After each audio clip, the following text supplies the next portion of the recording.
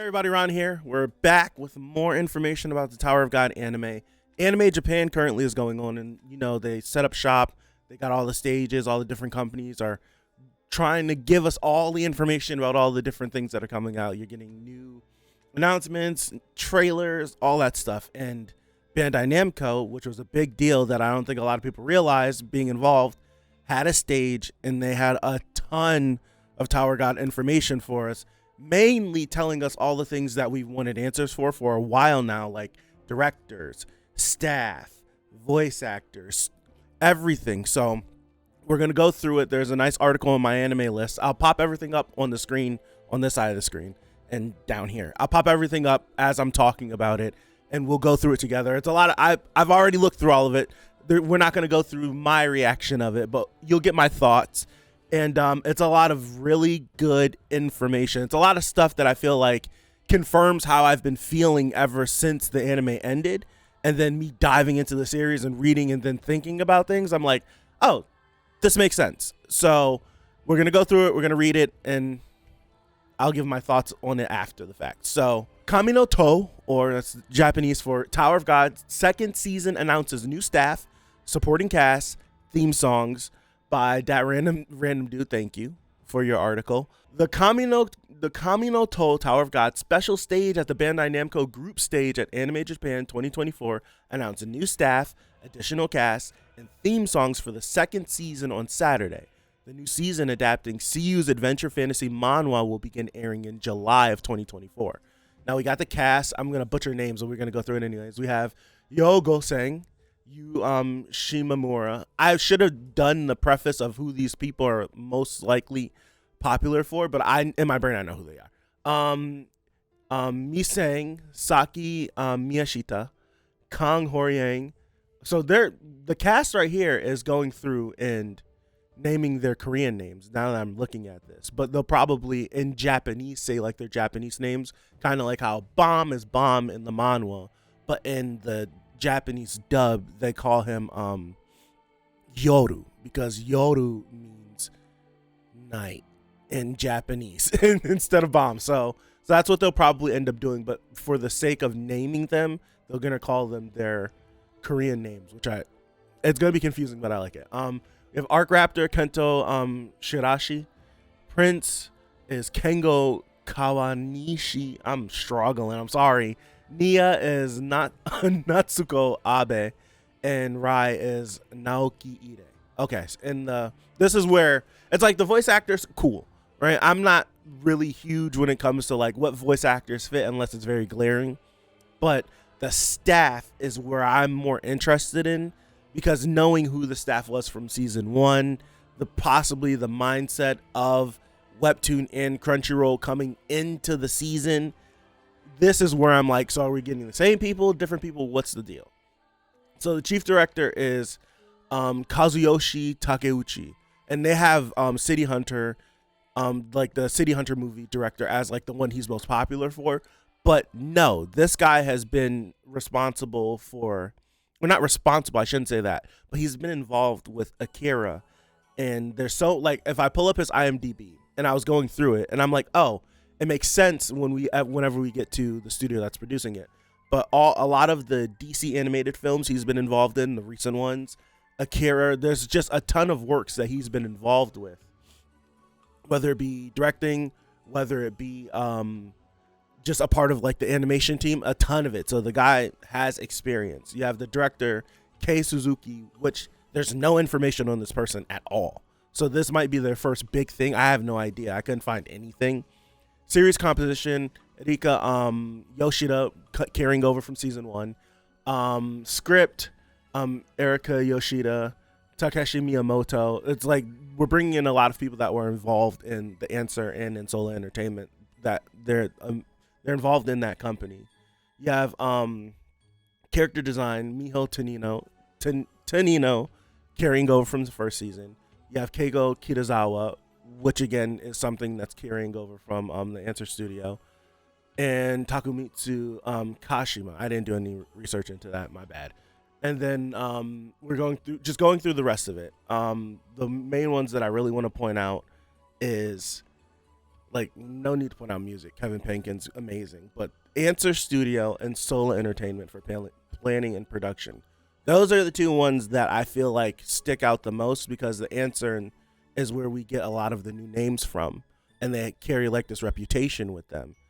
And the planning and production of Sola Entertainment, that's nothing new. They were involved in the planning and production of the first season as well. If you visit their site, I'll pull it up on the screen, but if you visit their site, like, they were involved in this. And just to make it clear, the Answer Studio is new. They weren't involved, I'm not sure, with like the main production of Tower of God the first season.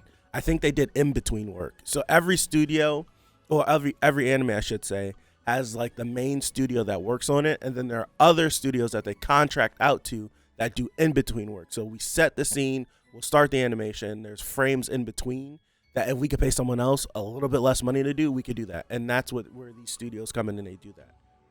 So if I'm not mistaken, the Answer, I think, did that for the first season of Tower God. I have to actually look, because I want to say Tower God shows up on this list, if I'm not mistaken. I could be wrong, but I do know that's what the Answer is. Outside of like them doing their main works, they do a lot of in-between work for a very, very popular series. Attack on Titan, to name a few.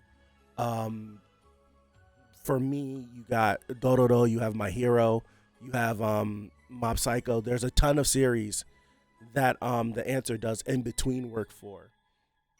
So they're just taking on Tower God and they're becoming the main animators for this, which is a big deal, because now sitting here 4 years after the fact of the first season coming out, it makes me feel like we just had a nice get together, a few of us with the Tower God creators, and I had mentioned towards like the end of it, because it's like everyone's worried about like the second season, is it going to be good, this and that, and I'm like, I think they're approaching the second season differently than the first season.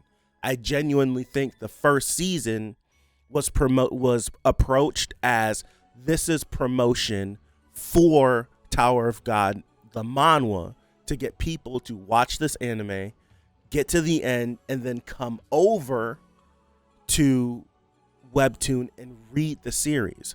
I genuinely think that's what the case was, and they struck the deal with Tower of God, God of High School, and Noblesse. And I think it was more apparent in like God of High School and more apparent in Noblesse because of how rushed they are and how much content they tried to do.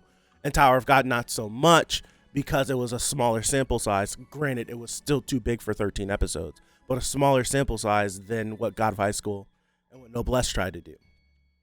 So I genuinely think the first season was promotion, and then the response from everyone, because if we take away second seasons of shows and additional like future seasons, like season 3 and season 4 of this show and that show, in 2020, Tower of God, I genuinely think, was the most popular original animation. Like the first season of something that released that year was the most popular. Everyone was watching it, everyone was talking about it, and the push was, I feel like the push trended. It did trend. It was huge, and I don't think that they expected that, and I don't think they expected the influx of people that came over to read, me being one of them. So I think everything was up for Tower of God and down for the rest of them. That's why we haven't heard anything about the God of High School or Noblesse, because that's never going to happen, because they were just promo. But for Tower of God, it's like, we actually might have something here.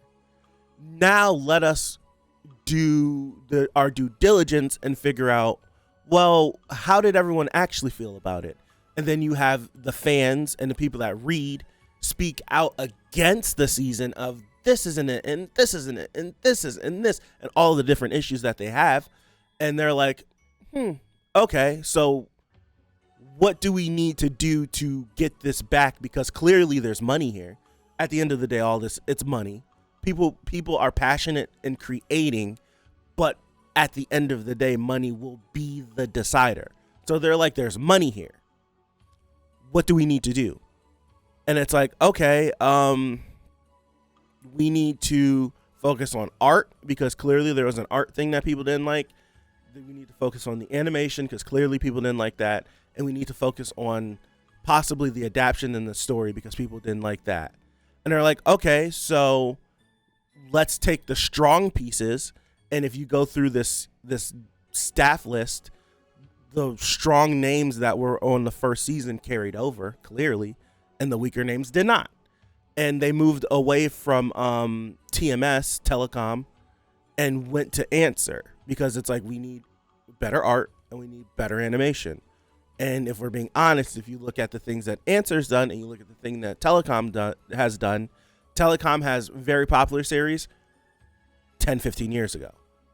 Answer is working on a ton of things now. They have a lot of things that are popping now and things that look good now. So I feel like they made the pivot to Answer, and now and that's why whenever you got that information back at IGN FanFest, whenever they gave us the first teaser, the only thing they said, and I made note of it, the only thing they said, because they didn't give us any information but the teaser, the only thing they said is, I hope people are happy with the art and animation. They wanted to make it clear that this was a focus. We're focusing on this. So now that we actually have the answers and we know, pun intended, the answer is Answer Studio. But now that we actually have this information, it's clear that they're actually going to push this and go for like, no, we actually have something here. Let's actually go for this. Let's actually serialize this thing. So now I'm sitting here, I'm way more comfortable than I was at IGN FanFest, and I'm way more comfortable than I was even before the fact. And the reason why it took 4 years is because there's a lot of stuff they needed to get in order before they even can think about animating. You needed to figure out who's coming back, where are we going, is that studio available to pick us up? Like there could be a possibility that they wanted to get the season out sooner, but Answer just wasn't ready to do it. And they're like, well, we'll wait on you guys. Right? It's not, we'll wait on you. So they did the announcement, and then 2 more years passed. Now it's opened up. Now we're free. Now let's go for it and let's do it. And we're getting everything lined up and going. So I am super, super, super excited for this. I don't think I have anything else. I should keep. There's nothing really left in this article, I should say. J-pop group Nizuyu, and they're responsible for some cool songs. I don't really listen to them. I've heard like a song or two. They're doing the opening and ED, so that's pretty cool. And then it's just like it began in Naver webtoon, now Line webtoon, yada yada yada, and that's it. And there's like a couple of clips of when I say new clips, it's like 7 frames of new footage. We get new footage of certain characters. We get to see and I'm still keeping this like spoiler free, so like we get to see some stuff that I was wondering if they keep it or not, because it's like chapter 0 stuff. It's not like official like the first episode of the thing. So it's like seeing that, I'm like, ooh, they are gonna do it. Interesting. So now I kind of have a vague idea of what the first episode's going to be and where it might start and how it might end. And I'm excited. I'm genuinely now excited for season 2. I genuinely think if they don't just jump off the cliff, right? If they just don't dive off the cliff with this adaptation, I genuinely think there's nothing to be worried about. Right? And I'm not someone that is like a negative Nancy. I'm looking for like the good in things. I'm trying to be optimistic, and it's like I'm not trying to be optimistic now. I am optimistic. I genuinely think you only get Bandai so that you get more money, right? You bring Bandai Namco in to fund so you get more money, so you can allocate more funds for this series. You bring in a studio like Answer Studio, who has, if you haven't seen any of those DC animated films, go watch them because they are really good and they do look really good. And they've run off a lot, like Batman vs. Robin, the Son of Batman, like a lot, like I want to say the Teen Titans ones. Like they've done a lot of good work, and it's like and just the little clips that we get to see, we see that the art is good, and hopefully the animation is gonna be good too. But if those movies are any indication, the animation is gonna be good. So it's like you shored up. You have a director that has been around literally has been around for at this point 40 years now. So he's tenured. You're bringing in the best pieces of season 1, the staff. You're bringing in a studio that is reputable. And hopefully the marriage is just good with everything else. The voice cast is good. So I think we legit have nothing. Now, if they do all this and they announce 13 episodes for everything, right? If they're like, we're going to do 13 episodes for the Return of the Prince and a workshop battle, it's just like, oh, goodness, what are we doing? How are we going to do this? But no, I genuinely think however they decide to release this, if they're just going to do 26 straight episodes, if they're going to do 26 episodes, split core it, if they're going to try to introduce something new and do like what the rumor said, like do it in 3 parts, like how Bleach has been doing it, back and forth and back and forth and back and forth. There's no telling. They haven't given us any information on that. I think the closer we get to, matter of fact, they might not give us that information until the first core is done, because that's how they usually do it. They just announce it, they'll release it, they'll air it, and when we get close to like the end of the core, they'll announce that second half of the season is coming right now, and then we just won't stop, or they'll be like, we'll be back in X amount of time. So we might not get that information until like episode 10, 11, 12, 13, around that. We might not get that information until then. So I'm excited. They've given us what we've been asking for, and it's lining up to. It makes sense why they didn't have anything to show us, because they've been getting a lot of stuff in order. So that's all I got. Until we get more information, I'll be quiet about the anime. But when we get more information, I'll do my best to cover it as best I can. This video probably is poo-poo, but I don't care. I just need somewhere to talk about this. So hopefully you guys have a good one, and until next time, peace out.